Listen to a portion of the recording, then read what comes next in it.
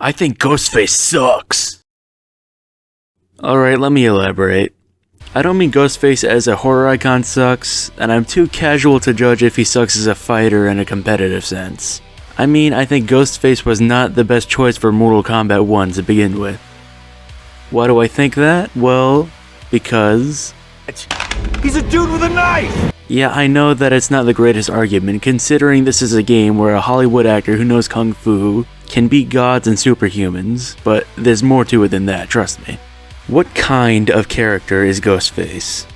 In the Scream movies, Ghostface is a moniker shared by various different psychos as part of their own murder plots. It originated with Billy Loomis and Stu Macher in the original Scream movie, where the Ghostface MO was directly inspired by horror movies, with the mask and knife coming from various slasher movies and the phone call gimmick being inspired by movies like Black Christmas and When a Stranger Calls. Every subsequent killer to don the Ghostface mantle was directly inspired by Billy and Stu's initial killing spree in one way or another.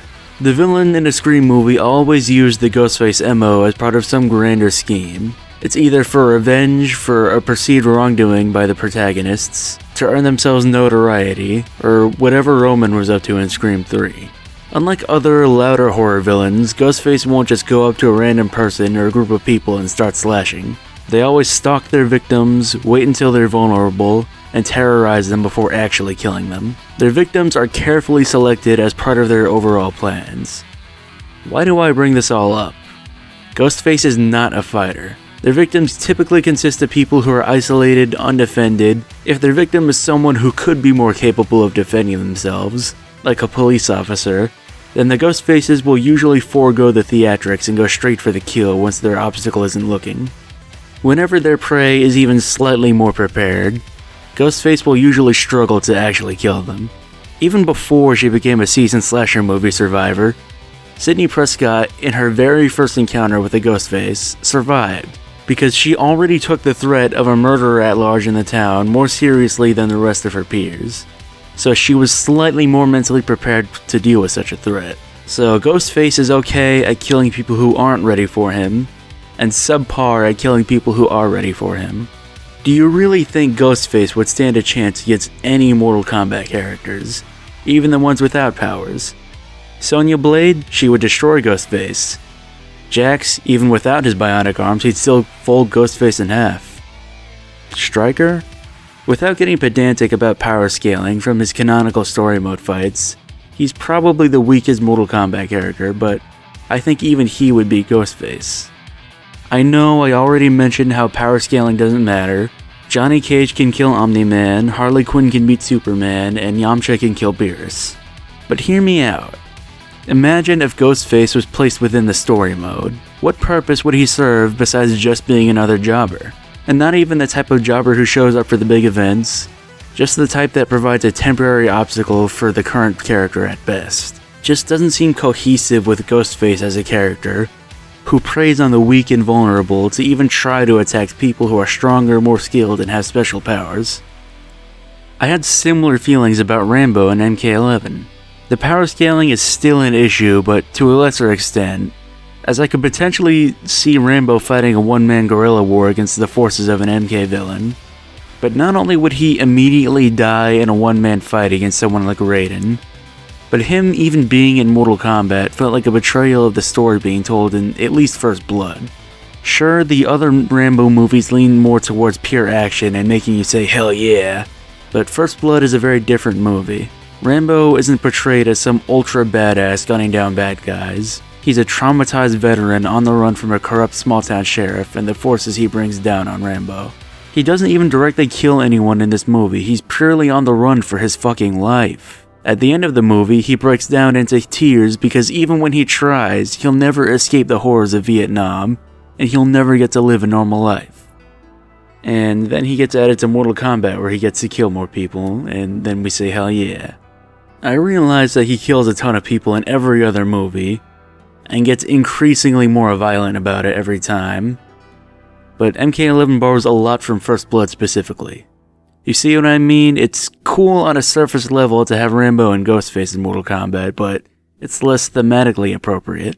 Also the fact that the Rambo and Scream franchises don't have any supernatural elements. The previous slasher movie guests, in my opinion, were more thematically appropriate. Freddy Krueger is a supernatural entity and has a unique slashing weapon, so he didn't feel too out of place. Jason Voorhees is also supernatural, and one of his defining attributes is his brute strength and physicality, making him feel pretty at home in Mortal Kombat. Leatherface, while not being supernatural or even much of a fighter to begin with, is still pretty defined by his brute strength. And no other MK character had used a chainsaw at that point. And the aliens implementation was awesome in MKX, with its tower ending telling a what-if story where Outworld is overrun by xenomorphs. The Predator, while barely qualifying as a horror villain, was still really awesome in MKX. I'll also mention the Terminator while at it, since T1 is kind of a horror movie. I don't think the Terminator was a perfect fit for Mortal Kombat moveset-wise, but I still think he was handled pretty well, aside from having to be based on Dark Fate instead of T1 or T2. And he made great use out of MK11's gore systems by showing off his endoskeleton whenever appropriate. I'm sure you noticed a theme with those characters. Almost all of them were fantastical in some way. While the Machiavellian schemes by the Ghostfaces in Scream are unrealistic, it's still totally possible in real life for a person to put on a costume and stab somebody. Ghostface is more grounded in reality than his fellow Mortal Kombat guest alumni. I think there are other horror movie characters who might have worked better. Michael Myers, while also simply being a guy with a knife and a mask, probably would have been a better fit.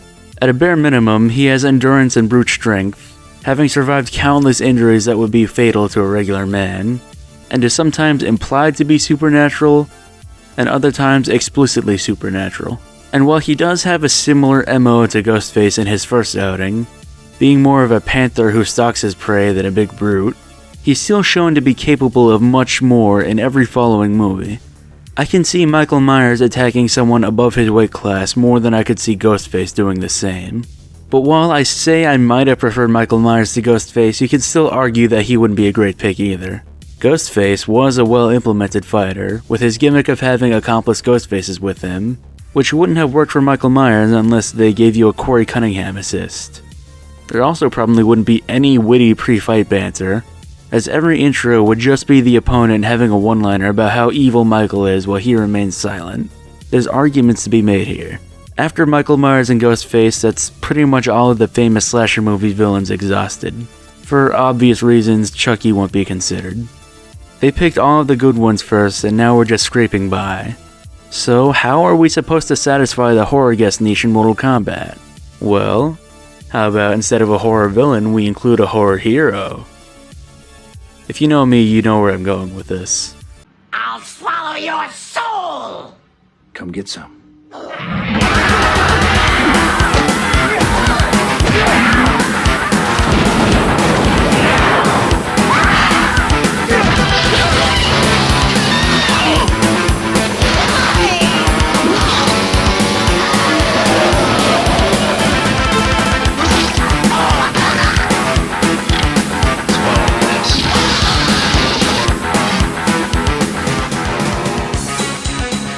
I know it'll never happen for legal reasons, and that bridge is burned, but come on, Ash Williams would be so perfect for Mortal Kombat. While we did already get a chainsaw wielder in MKX with Leatherface, Ash is much less about brute strength and much more about cunning and dexterity, so he would have a unique moveset. You could also make him kind of like Jill Valentine or Frank West in Marvel vs. Capcom, and have Deadites come out of nowhere for some of his specials to attack the opponent. And he's super thematically appropriate, since his source material is violent and campy like MK, and Ash being dropped on his ass into a new setting is a pretty par for the course with him. And you know the pre-fight banter would be amazing. But alas, I know my dream will never come true. And if we do get another horror movie guest, it'll probably be Art the Clown or something. Do I blame NetherRealm for adding Ghostface? No. In a way, I like him a little bit more than some of the other guests in MK1. Peacemaker was an obvious mandate by Warner Brothers, and gave us our first gun character in a NetherRealm Studios game that launched without gun characters. Homelander is an overhyped character from an overrated show. All The Boys is, after season 1, is Homelander making faces and thinking, "Oh man, I wish I could kill everyone, but then they won't like me." While Butcher's off somewhere like, "Oh, Huey, I'm not about me bloody wife. I never bothered with Season 4. At least Ghostface felt more in line with guest characters from older games, who felt like an earnest addition from NetherRealm instead of just adding whatever is currently popular. So you just heard me say I like Ghostface more than Homelander and Peacemaker, and earlier you heard me say that he was well implemented and well depicted in-game. Heck, I even like playing as him, he's pretty fun. So why did I title this video I Think Ghostface Sucks? Well, 2 reasons. A, it's a more dramatic and snappy title and is more likely to get me more views as a small channel. B, I thought it was funny. Don't we make you laugh? Aren't we fucking funny? My whole point throughout this video is that I personally don't think Ghostface feels right for Mortal Kombat. And I'm also just still not over that we never got Ash Williams in MK1. Thank you for listening to me. Yo, home, smell your